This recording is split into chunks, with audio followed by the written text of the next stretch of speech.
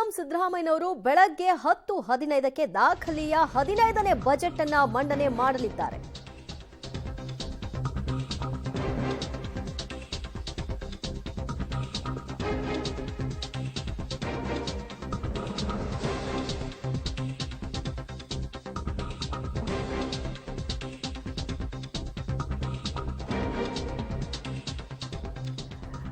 ಹದಿನೈದನೆಯ budget ಮಂಡನೆ ಮಾಡಲಿದ್ದಾರೆ CM ಸಿದ್ದರಾಮಯ್ಯನವರು.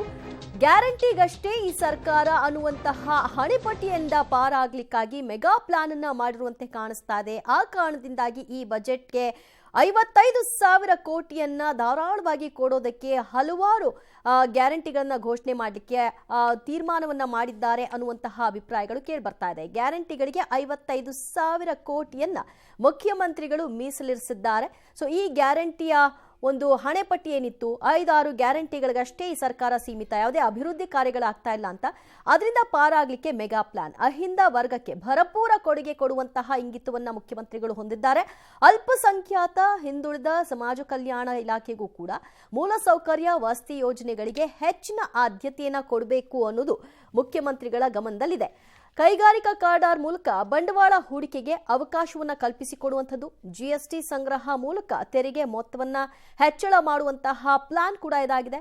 ಒಟ್ಟು ಗ್ಯಾರಂಟಿಗ ಈ ಒಂದು 55,000 ಕೋಟಿ ಬಜೆಟ್ಗಾಗಿ ಮೀಸಲನ್ನ ಇಡುವಂತಹ ಒಂದು ಹಿನ್ನೆಲೆಯಲ್ಲಿ ಮುಖ್ಯಮಂತ್ರಿಗಳು ಭರಪೂರವಾದಂತಹ ಘೋಷಣೆಗಳನ್ನ ಮಾಡೋ ಮೂಲಕ ಕೇವಲ ಗ್ಯಾರಂಟಿ ಸರ್ಕಾರ ಅನ್ನೋ ಹಣೆಪಟ್ಟಿಯಿಂದ ಪಾರಾಗುವಂತಹ ಪ್ಲಾನ್ಗಳನ್ನ ಮಾಡಿರುವಂತೆ ಕಾಣಿಸ್ತಾ ಇದೆ. ಬಗ್ಗೆ ಮತ್ತಷ್ಟು ಮಾಹಿತಿ ಕೊಡ್ತಾರೆ ನಮ್ಮ ಪ್ರತಿನಿಧಿ ರವೀಶ್. ಈ ಬಜೆಟ್ನ ಗಾತ್ರ 55,000 ಕೋಟಿ ಇರುವಂತದ್ದು, ಇದಕ್ಕೆ ಯಾವುದಕ್ಕೆಲ್ಲ ಗ್ಯಾರಂಟಿಗಳನ್ನ ಕೊಡಬಹುದು, ಅಂದ್ರೆ ಗ್ಯಾರಂಟಿ ಸರ್ಕಾರ ಅನ್ನುವಂತ ಹಣೆಪಟ್ಟಿಯಿಂದ ಪಾರಾಗ್ಲಿಕ್ಕೆ ಯಾವೆಲ್ಲ ಕಸರತ್ತುಗಳನ್ನ ಮಾಡಬಹುದು ಈ ಬಜೆಟ್ನಲ್ಲಿ?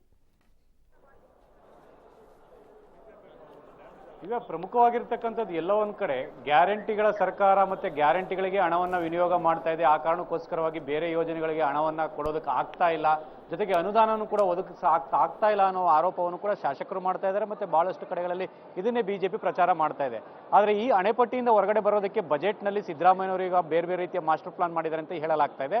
ಆ ಕಾರಣಕ್ಕೋಸ್ಕರವಾಗಿಯೇ ಗ್ಯಾರಂಟಿ ಏತರ ಯೋಜನೆಗಳನ್ನು ಕೂಡ ದೊಡ್ಡ ಮಟ್ಟದಲ್ಲಿ ಘೋಷಣೆ ಮಾಡೋದಕ್ಕೆ ಪ್ಲಾನ್ ಮಾಡ್ಕೊಂಡಿರ್ತಕ್ಕಂಥದ್ದು. ಕಳೆದ ಬಾರಿ 36ರಿಂದ 38,000 ಕೋಟಿ ಆ ಒಂದು ಗ್ಯಾರಂಟಿ ಯೋಜನೆಗಳ ಹಣವನ್ನು ಏನ್ ಮೀಸಲಾಗಿಟ್ಟಿದ್ರು, ಈ ಬಾರಿ ಅದು 52,000ದಿಂದ 55,000 ಕೋಟಿಯನ್ನ ಗ್ಯಾರಂಟಿ ಯೋಜನೆಗಳಿಗೆ ಮೀಸಲಿಡೋದಕ್ಕೆ ಸಿದ್ದರಾಮಯ್ಯನವರು ಪ್ಲಾನ್ ಮಾಡ್ಕೊಂಡಿದ್ದಾರೆ ಅಂತ.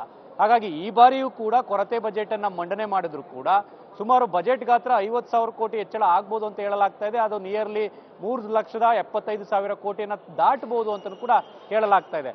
ಹಾಗಾಗಿ ಅಹಿಂದ ವರ್ಗವನ್ನ ಯಾವುದೇ ಕಾರಣಕ್ಕೂ ಕೂಡ ನಾನು ಕೈ ಬಿಡೋದಿಲ್ಲ ಅನ್ನೋ ಸಂದೇಶವನ್ನ ರವಾನೆ ಮಾಡೋದಕ್ಕೆ, ಅಹಿಂದ ವರ್ಗಕ್ಕೆ ಭರಪೂರ ಕೊಡುಗೆಗಳನ್ನು ಕೊಡೋದಕ್ಕೆ ಸಿದ್ದರಾಮಯ್ಯನವರು ಪ್ಲಾನ್ ಮಾಡ್ಕೊಂಡಿದ್ದಾರೆ ಈ ಬಜೆಟ್ ನಲ್ಲಿ ಅಂತ ಕೂಡ ಹೇಳಲಾಗ್ತಾ ಇದೆ. ಹಾಗಾಗಿ ಹೆಚ್ಚಿನ ಅನುದಾನವನ್ನ ಸಮಾಜ ಕಲ್ಯಾಣ ಇಲಾಖೆ, ಹಿಂದುಳಿದ ವರ್ಗಗಳ ಇಲಾಖೆ, ಅಲ್ಪಸಂಖ್ಯಾತ ಇಲಾಖೆಗೆ ಕೊಡೋದಕ್ಕೆ ಸಿದ್ದರಾಮಯ್ಯನವರು ಒಲವು ತೋರಿದ್ದಾರೆ ಅಂತ ಕೂಡ ಹೇಳಲಾಗ್ತಾ ಇದೆ. ಇನ್ನುಳಿದಂತೆ ಮಹಿಳೆಯರಿಗೆ ಈಗಾಗಲೇ ಭರಪೂರವಾಗಿ ಕೊಡುಗೆಗಳನ್ನ ಗ್ಯಾರಂಟಿಗಳ ಮೂಲಕ ಕೊಟ್ಟಿದ್ದಾರೆ. ಆ ಕಾರಣಕ್ಕೋಸ್ಕರವಾಗಿ ಮಹಿಳೆಯರಿಗೆ ಈಗಿರ್ತಕ್ಕಂಥ ಯೋಜನೆಗಳನ್ನೇ ಕಂಟಿನ್ಯೂ ಮಾಡ್ತಾರೆ. ಅದ್ರ ಜೊತೆಗೆ ರೈತರಿಗೂ ಕೂಡ ಆ ಒಂದು ಕ್ಷೇತ್ರಕ್ಕೂ ಕೂಡ ಹೆಚ್ಚಿನ ಗಮನ ಹರಿಸೋದಕ್ಕೆ ಪ್ಲಾನ್ ಮಾಡ್ಕೊಂಡಿದ್ದಾರೆ.